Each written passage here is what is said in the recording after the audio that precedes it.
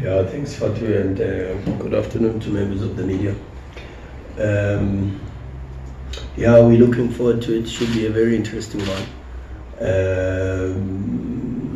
A good team with PSL experience, with some very good players, with a good coach who's got extensive experience in this competition and in the PSL. So we've got to come well prepared.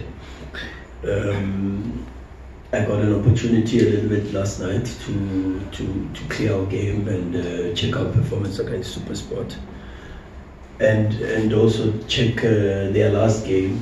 But a lot more games were loaded on my laptop that's got 5 passwords, and so I'll go into that a little bit later today.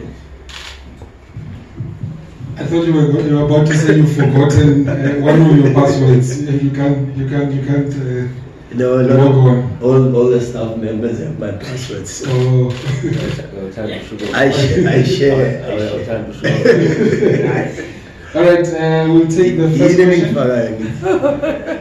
question. Joe, is your hand up? Okay. Can we just get a microphone from Togo Sisi? Mazola will be next. Coach, it's not about Champions League. Yeah. Coach, I'm sure you've had a look at your opponent to this game. How different is the level PSL of the DSTV Premiership and the second tier? And how different is it, and how difficult is it to play an opponent in that particular? You know, these games are very tough, and the difficulty is that everybody expects you to win, and so the pressure's on you, and you've got to perform on the day, and it's not easier. It's you've got to prepare mentally. You've got to be in the right space, and the players have got to get into the expectation and of the right performance level. You know. And if we can perform to that level, I'm sure we'll be fine. Good team, as I said, Maritzburg, with good coach, and some very, very good players who have PSL experience. And you know the club. The club is a club that knows the runnings of the league. They've got a history of doing well in cup competitions too. And so we've got to make sure that we are ready mentally more than anything else. Nzako? Coach, how's it? All right, to you. Good, thank you. The national team head coach Hugo Bros speaks very glowingly of Uthemba Zwane. Yeah. And has often said that he'll struggle to find a player to replace him. He seems to have found that potential replacement. You also spoke last night about how he connects you guys. So I just wanted to know, is that process underway at Mamelodi Sundowns now? You are just also to find a Uthemba Zwane replacement because of how special he is. You can't replace one of the greats of South African football, who just so happens to be a family member. He always says to me, your biggest mistake is you put Uthemba Zwane on the bench. Every time when Sundowns doesn't play well, I get that message. Your biggest mistake. And so when you speak of a man who's unearthed some of the greatest football players in this history, in the country's history, and who was one of the greatest also, and Dr. Jomasono always tells me, he says to me, you can't replace Uthemba Zwane. You can't. He's a generational talent, and a good person, very, very good. You saw yesterday when we took him off. He doesn't whinge, he doesn't whine. You get this thing sometimes with players who are at a certain level. Uthemba Zwane comes running off the pitch. You know, you watch yesterday when he was substituted. He's not dragging his feet, and that for me is already an indication of how great he is. You know, when you even undermine your greatness, you know, Mshishi has that. Mshishi actually doesn't even know how good he really is,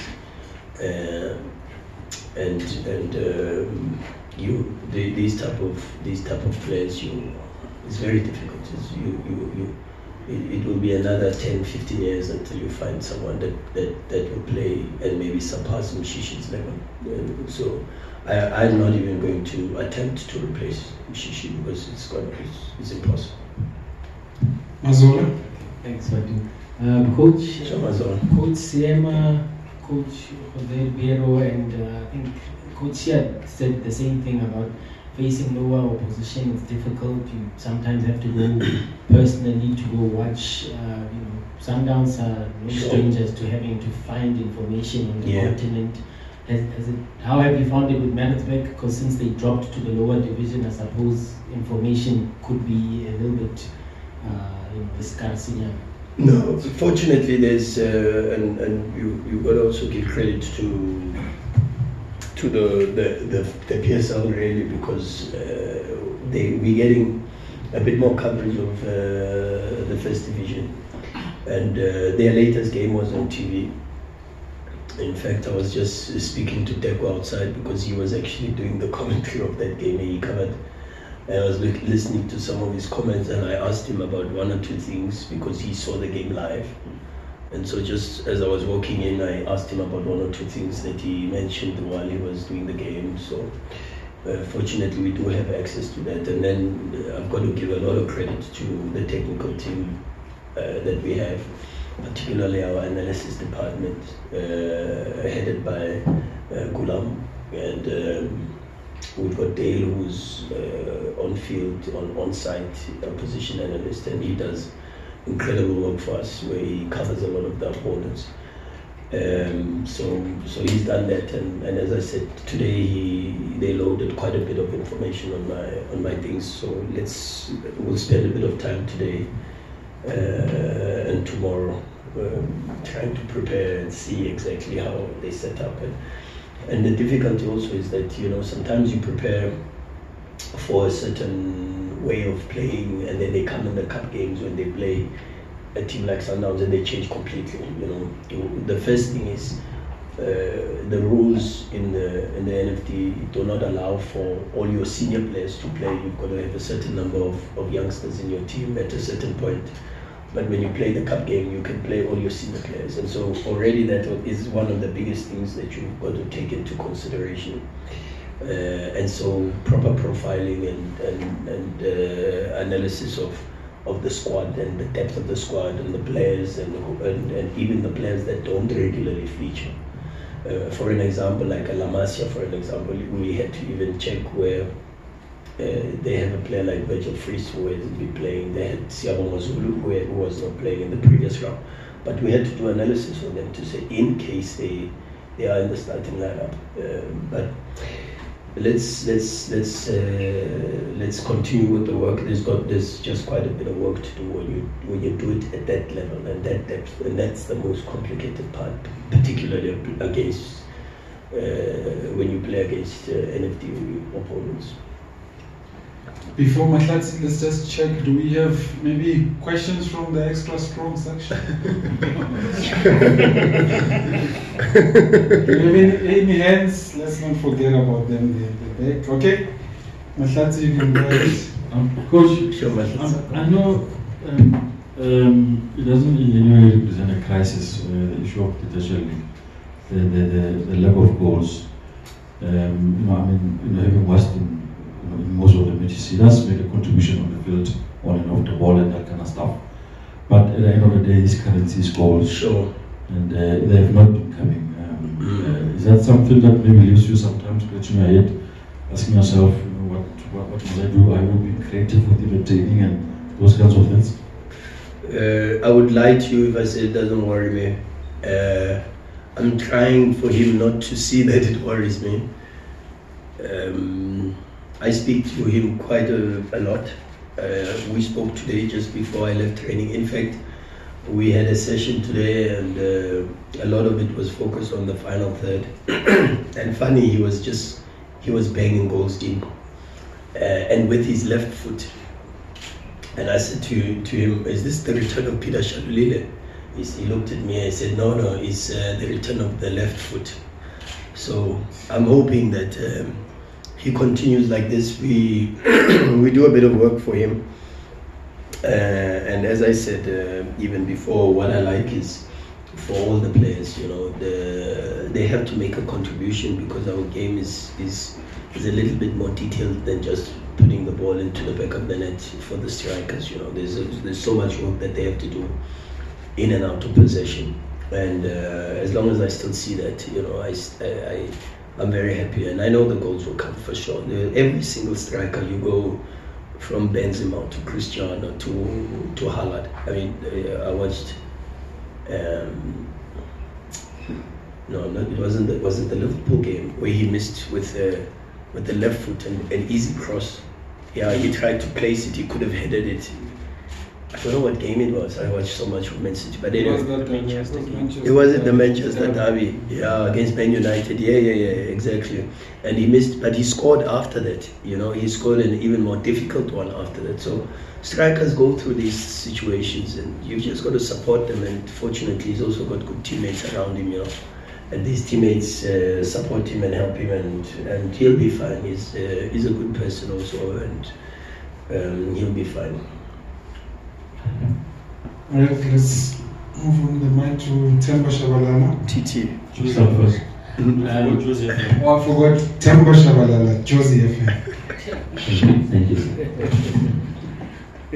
Luckily, that line does not have any password. 1, 2, 3, 5. Coach, I just need to find out of curiosity, the juggling that comes out from your side and your technical team. You're playing CAF Champions League, a big club.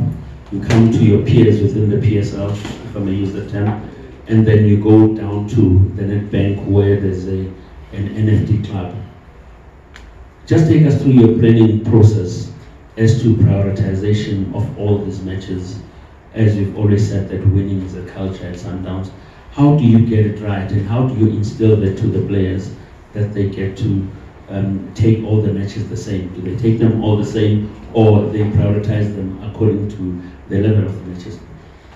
No, TT is...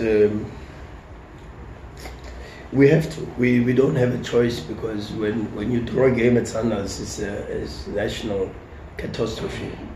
But the reality is that if I said to them today, I said I'm not happy with the result yesterday, for sure. But when I look at the result in isolation, I get emotional.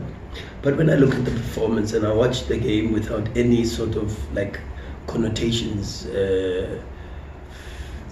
and I'm happy, I'm happy with the performance, I'm happy with the application, I'm happy with the effort, I'm happy with the brotherhood. There are certain things that you get to see in your team, and these are things I didn't see against Chippa.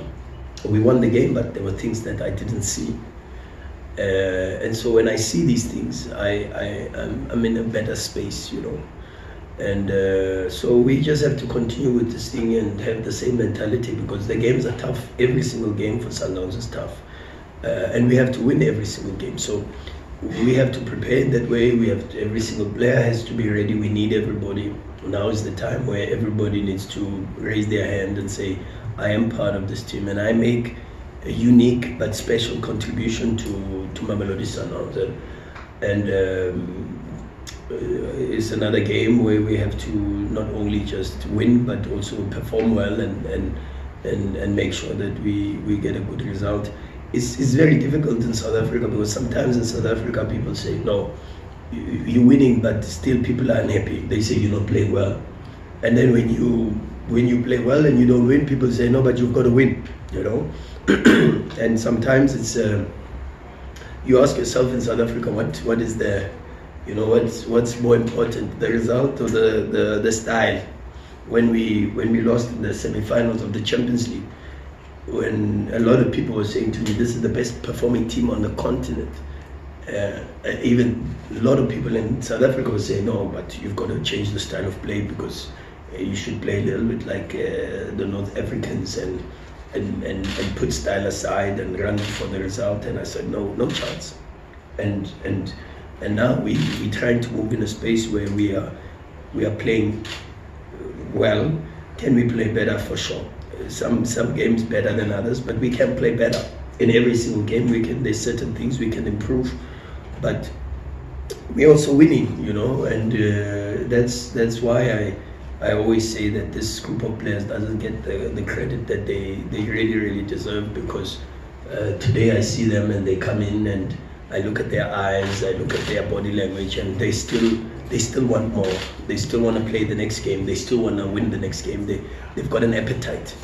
And I always say to you guys that the moment I don't see that in their eyes is the moment I know it's chai. It's finished for me. But it's chai. Like I say that to them and they laugh also. But every single day I come to work, I look at their eyes. I look at they've got an appetite. They want to play better. They want to do better. They want to listen to the coach. They want to watch more video sessions. Even sometimes they are the ones that actually ask me to have, can you show me this? Can we do this? I've got times, and they come with their corrections. Can you spend some time with me? And that is really, really what I enjoy about my job more than anything else.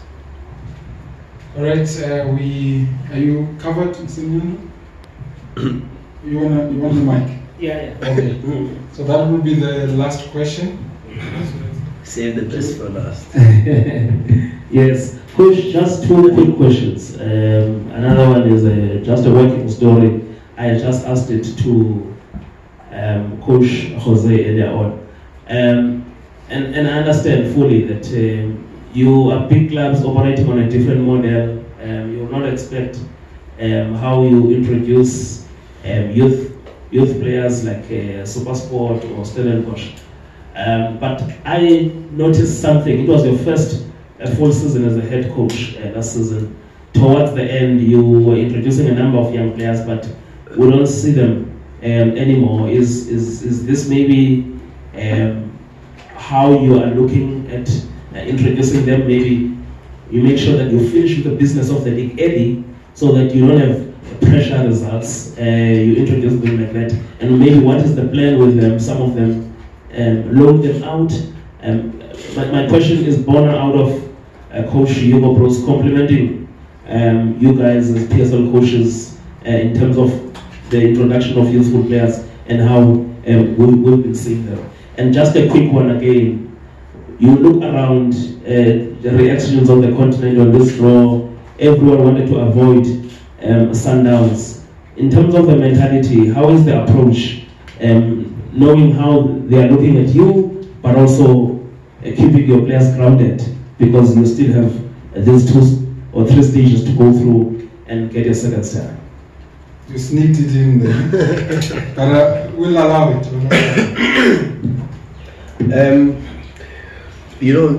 Yesterday I was watching, after the game I watched Porto versus Arsenal, and I was amazed at Pepe's level, amazed.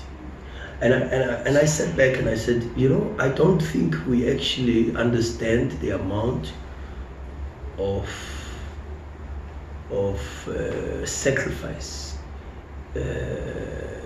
commitment, lifestyle changes, diet, nutrition, recovery, rest, that it takes for the older players to still be able to make.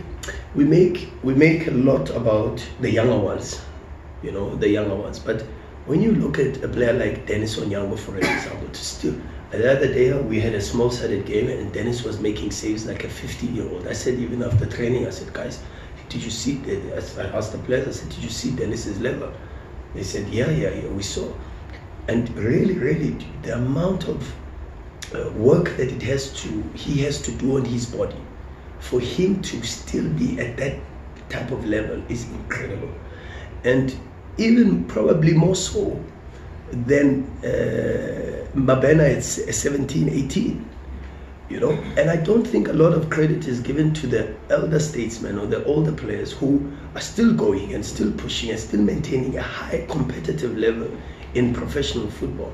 I don't think a lot of credit is, and that's just generally maybe, and this I picked up when I was watching even last night. I said Pepe marshals that defense like he's just come into professional football. But this guy played for Real Madrid. He's probably played 2 or 3 World Cups. He's playing in the Champions League game against Arsenal for Porto, and he's keeping the line. He's aggressive in the tackles and the duels, both in the air and the ground, and he's so good. He looks like a player that could easily play for Manchester City still play for Real Madrid at that level. The other day, Real Madrid actually was playing against Sevilla. You saw the level of Modric, incredible. You saw the level of on the other side Ramos, and you're saying to yourself, why should these older players actually get a little bit or less credit for maintaining their level and pushing to that level and still maintaining the game intensity, even when the game is going so quickly? And yet we make a big noise about, give the youngsters a chance. But what about the guys that you still support when they are 36, 37, when a lot of people write them off? Do you know what I mean? And when they can still perform, why not give them credit? So I'm always looking at things differently, and that's why maybe is a nice term Mourinho uses. I'm not one of the bottle also, but that's because maybe I don't look at things the same as everybody else, because I still think that for Tambazwane to be playing at the level that he's playing, he needs so much credit. Bernard Parker, to be still going at the level that he's going. You watch Bernard Parker's performances even before he got injured, and you're like, my goodness, he looks like he can go on for another 3-4 years. So as much as I love giving youngsters an opportunity, but they've also got to earn their strides, and sometimes even I think in South Africa we rush them too quickly because we hype them. There's this thing I always share with you guys, and I share it with my players also. It's called the curse of the shooting star. A shooting star, they say, when you see it, you must make a wish before it disappears. And everybody marvels at it, but immediately after that it disappears. And even there's some youngsters that I've 5 years ago, I said to myself, but I expect something from this player. I don't want to mention names because some of them don't play for Sundowns and they're not my players. But recently I've been watching them. Some of them are overweight. Some of them haven't fulfilled their potential. And you're like, what happened here? And South Africa has this, and that's why I'm so careful when I deal with a talent like Sipho Mbule, because I've seen it so many times in South Africa where you lose these special players, because it's not easy, and it's really, really not easy. You just throw them in, everybody talks about them, everybody greets them. Imagine you've got a salary that is more than your parents. Now all of a sudden you're 18. You don't listen to your parents, because you're the breadwinner now. You come in at any time, you're drunk, and the parents are like, let's not step on his toes, because if we do that, you know what I mean? So really, really, this is what these youngsters go through. And if you don't understand the culture and the context, it's so easy to ruin talent, So I'm so careful when I deal with super talented individuals. So careful, because I know it's my responsibility to protect, but also to channel it in the right way. And fortunately, I've been in this position where I've been a youth coach, and I've seen super players at young age groups, like a Percy, and I've followed and I've been part of his career, and I see Mkhulisi, the late Ace Madisha. These are players that were with me as kids, and then I see them now, and I'm like, we didn't do such a bad job, because they were able to maintain their careers. And it's not, and this is what I say to Mabena, to Kutwalo, to Ntando, to Sia. I say to them, boys, you must understand one thing. The career is far more important to look after than the talent. The talent is God-given. That one is God. You didn't ask for it. God said, here. And by the way, it's a biblical principle too. To whom much is given, much is expected. So that blessing, you must understand, it's going to come with a hell of a lot of demands. And then it's to look after the career, not the talent. And you know what is to look after the career? It's your training, it's your rest, it's your finances, it's your friends, it's your social life, it's your diet, your nutrition. It's all these other aspects that come into it, because it's very, and then it's their responsibility to make sure that they do it and they do it well, and then it's our responsibility to make sure that Temazwane is mentoring Mabena, Grant Gagana is mentoring Emendi, Bongani Zungu is mentoring Emali, and Bongani Zungu says, no, but Mabena, you don't look like you are fresh today at training, my boy. And these conversations don't need to take place in front of the coach. Do you know what I mean? So one of the biggest things I think that we miss a little bit is mentors, you know, and role models for these young kids. And then we just throw them in and then we expect them to swim. It's very, very difficult.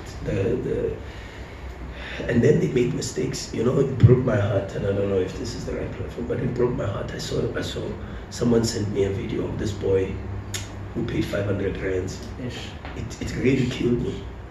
But because we don't have role models, we don't have mentors, we don't have, don't speak to them. Don't try to go that route. And they help. And society is crying out for this, man. And not just in football, but just society in general. We are so quick to allow people to fail. So quick. And we forget that everybody deserves a second chance, and maybe even a third chance, and maybe even a fourth chance. But when we see, money's got into his head, fame has got into his head, go deeper and find out what you could do to help. And yeah, anyway, it's a good question, but it will take us longer. It's something I'm very passionate about because of my background as a youth coach. And I love giving youngsters an opportunity. That's not just as players, but that's why you see even Coach Tamba Patela is with us, because I was a young coach before and I was given a chance, you know. So Coach Michael Loffman, you know, young coaches, and maybe even better than me, you know. So Champions League, they are difficult. I don't wanna. My head is not in that space yet, David, to be honest.